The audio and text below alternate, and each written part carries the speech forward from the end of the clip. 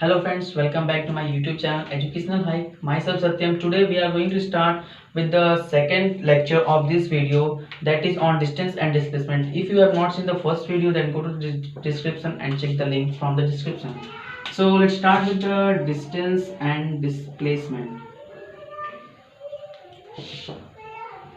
Distance and displacement.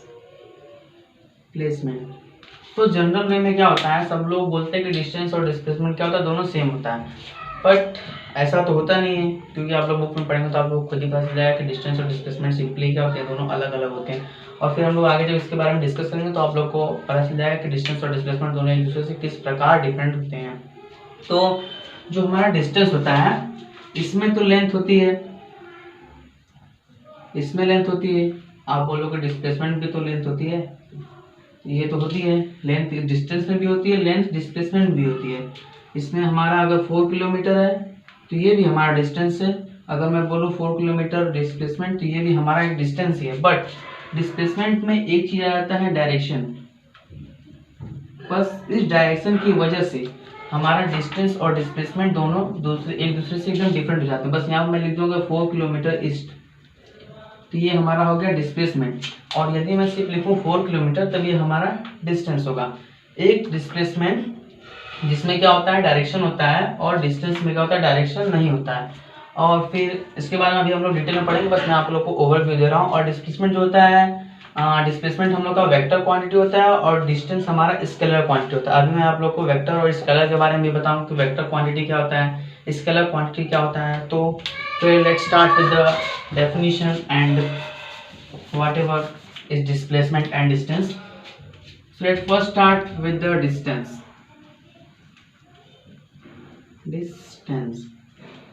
So what is distance? Distance, in general way we say that it is the actual length of the path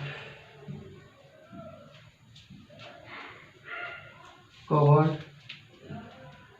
by a moving body. Okay, either it is living or non-living, and irrespective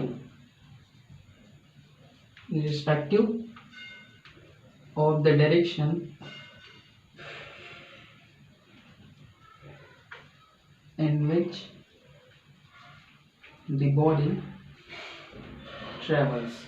Okay, so distance, it is the actual length of the path covered by a moving of body in respect of the direction in which the body travels. Means क्या होता है कि जो हमारा distance होता है वो किसी भी बॉडी के द्वारा जो ट्रेवल की हुई एक्चुअल पाथ होती है। मीन्स सपोज कीजिए कोई बॉडी ए है एंड कोई बॉडी बी है, तो आइदर बॉडी ऐसे ऐसे चले, या बॉडी सिंपली सीधा चले, या बॉडी ऐसे घूम कर चले, या फिर बॉडी इतना दूर से घूमते घूमते आए यहाँ पे भी वापस आए। मीन्स ये सब जितना भी इसका एक्चुअल पाथ होगा, एक्चुअल पाथ मीन्स जो एक्चुअल लेंथ इसने कवर की, एक्चुअल डिस्टेंस जो इसने कवर की है, उसी को हम लोग डिस्टेंस बोलते हैं। और डिस्टेंस में जो होता है आप लोग का डायरेक्शन नहीं लिया जाता है, मतलब इररिस्पेक्टिव ऑफ द डायरेक्शन। इसमें क्या होता है, irrespective of the direction in which the body travel, means body किस डायरेक्शन में ट्रेवल कर रही है और किधर से आ रही है, किधर जा रही है, ये सब इसमें कुछ भी गिवन नहीं रहता है। इसमें केवल क्या रहता है कि वो कितना दूरी तय किया है, कितना उसका लेंथ है, एक्चुअल लेंथ बस हम लोग बता देंगे, तो वही हमारा क्या होता है, डिस्टेंस होता है। सपोज कीजिए मैं आप लोग को एग्जांपल अगर दूं, अगर कोई यहाँ पे पॉइंट ए है, कोई मैन समझ लीजिए कोई यहाँ पे कोई आदमी है, उसको जाना है पॉइंट बी पर, पॉइंट बी पर उसको जाना है, बट पॉइंट सी पर उसके फ्रेंड का घर है। तो क्या करेगा, अगर फ्रेंड उसको बुलाया है, फिर दोनों को एक साथ यहाँ पे जाना है पॉइंट बी पर, तो दोनों क्या करेगा, पॉइंट ए पहले जाएगा पॉइंट सी के पास, फिर पॉइंट सी से जाएगा पॉइंट बी के पास। तो ये तो इसका डिस्टेंस हो गया, ये तो इसका एक्चुअल पाथ होगा, क्योंकि ये पॉइंट ए से स्टार्ट किया, पॉइंट सी पे गया, आफ्टर दैट पॉइंट बी पे गया। तो सपोज कीजिए ये 4 किलोमीटर, सपोज कीजिए ये 5 किलोमीटर था और ये 3 किलोमीटर ले लीजिए, तो क्या होगा, इसका डिस्टेंस हम लोग पूछेंगे तो कितना डिस्टेंस कितना बता सकते हैं। इसका डिस्टेंस क्या होगा, एक्चुअल पाथ सिंपल सा है 5 +3, यूनिट तो सेम होगी 8 किलोमीटर। एक्चुअल डिस्टेंस कोई पूछेगा तो आप लोग बोल देंगे कि 8 किलोमीटर टोटल इसका डिस्टेंस ने ट्रेवल किया है। ठीक है, तो अभी जो डिस्टेंस होता है वो हमारा स्केलर क्वांटिटी होता है। स्केलर क्वांटिटी मीन्स अभी आप लोग को मैं बताऊंगा स्केलर क्वांटिटी का होता है, बट आप लोग जान लीजिए कि it is a scalar quantity. Okay, और इसमें डायरेक्शन नहीं होता है। Okay, now we come to the next, that is displacement.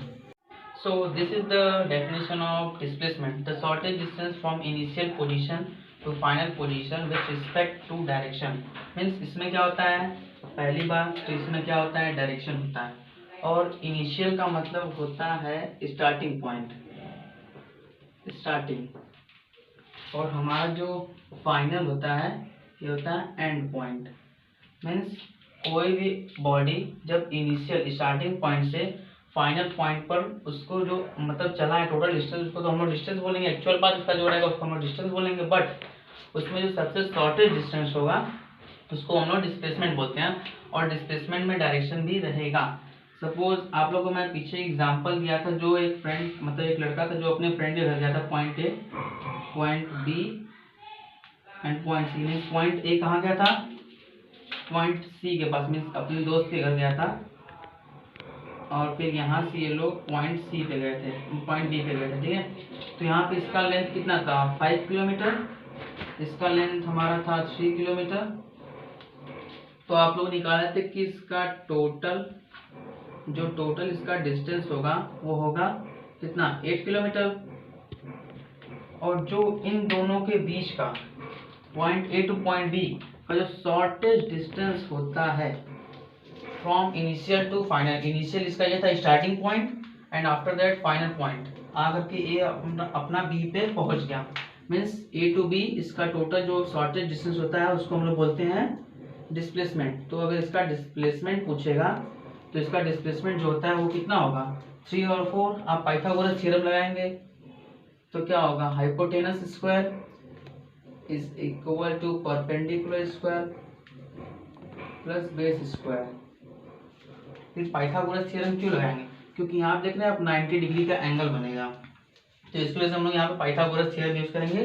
उसके बाद जैसा दिया है वैसा आप लोग रख दीजिए, 5 square perpendicular 3 square, after that base तो पता करना है, बेस स्क्वायर, फिर वही हमारा बेस आ जाएगा कितना, 25 प्लस 9 रूट में रहेगा, base is equal to root 25 minus 9। After that हम लोग इसको सॉल्व करेंगे तो हमारा आएगा 4। ओके, तो यहाँ पे हमारा ये कितना आया है, 4 किलोमीटर। मीन्स डिस्प्लेसमेंट पूछेगा तो कितना हो जाएगा, 4 किलोमीटर टुवर्ड ईस्ट, क्योंकि ये देखते हैं ईस्ट डायरेक्शन में चल रहा है, ए टू बी, इसका डिस्प्लेसमेंट यही होगा ना। अगर डिस्टेंस इसको चलना पड़ेगा तो ये पूरा ए सी बी चलेगा, और डिस्प्लेसमेंट चलना होगा शॉर्टेस्ट डिस्टेंस तो ए टू बी चलेगा। तो जो इनिशियल पोजीशन से फाइनल पोजीशन के बीच की जो सबसे छोटी दूरी होती है उसको हम लोग क्या बोलते हैं, डिस्प्लेसमेंट। और इसमें क्या होता है, डायरेक्शन होता है, और डिस्टेंस में डायरेक्शन नहीं होता है, और ये पूरा total actual path covered by ये मूविंग बॉडी होता है। ओके, और जो हमारा डिस्प्लेसमेंट होता है इट इज अ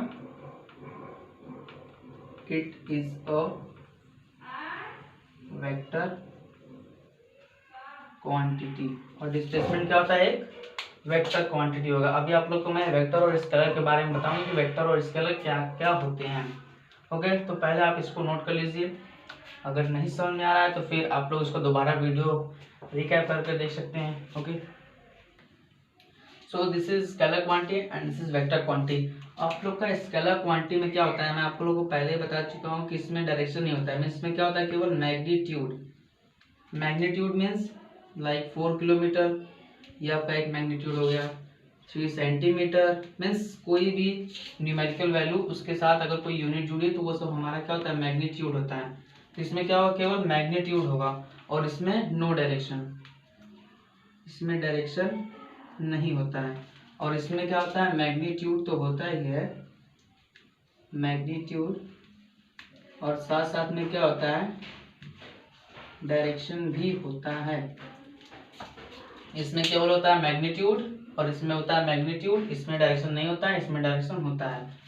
और इसका अगर हम लोग ले तो ये हमारा जो आप लोग को पहले बता चुका हूँ कि डिस्टेंस हमारा क्या है, स्केलर क्वांटिटी है, एंड डिस्प्लेसमेंट हमारा वेक्टर क्वांटिटी है। ओके, सो आप लोग अगर इसका एग्जाम्पल लें तो जैसे हो गया 4 किलोमीटर, 4 किलोमीटर 7 किलोमीटर, तो ये क्या और क्या है 4 किलोमीटर 7 किलोमीटर एंड फाइंड आप लोग कोई भी कुछ भी ले सकते हैं वैल्यू। तो इसमें डायरेक्शन केवल ना हो तो क्या होगा, स्केलर क्वांटिटी होगा। अगर मैं बोल दूं 7 किलोमीटर टुवर्ड ईस्ट, तो ये हमारा हो गया एक वेक्टर क्वांटिटी, क्योंकि इसमें क्या आ गया है, डायरेक्शन आ गया। तो वेक्टर क्वांटिटी में मेन चीज होता है डायरेक्शन, और स्केलर क्वांटिटी में वही चीज नहीं होती है। तो इन सब के बीच में डिफरेंस है कि स्केलर क्वांटिटी क्या होता है, वेक्टर क्वांटिटी क्या होता है। होप आप लोग समझ गए होंगे। अब नेक्स्ट हम लोग स्पीड और डिस्टेंस और डिस्प्लेसमेंट के बारे में डिफरेंस समझेंगे। तो आप लोग इसको जल्दी से नोट कर लीजिए अपने कॉपी में, तो मैं ताकि आप लोग को नेक्स्ट बताऊं, दैट इज डिस्टेंस और डिस्प्लेसमेंट के बारे में difference. So first point in display and distance is it is the actual length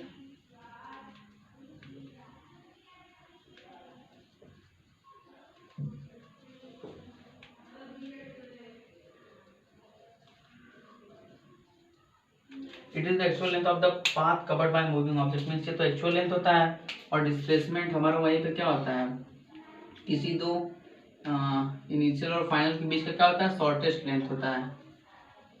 ठीक है, shortest length from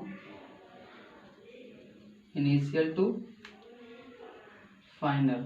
okay,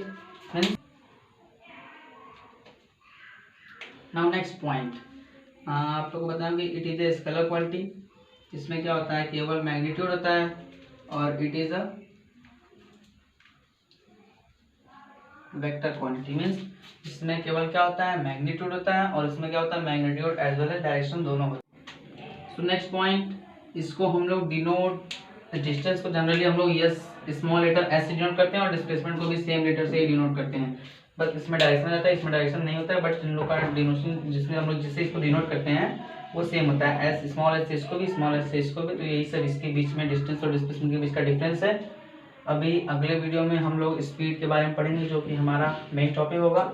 means इस चैप्टर में स्पीड, वेलोसिटी एंड एक्सेलरेशन और भी कुछ पॉइंट्स हैं जो कि हम लोग नेक्स्ट वीडियो में पढ़ेंगे। So please subscribe to our channel, and if you have not understand anything then please do it in means write it in the comment section that whatever you have not understand. Okay, so I can give you the answer of that your question. Okay, so bye.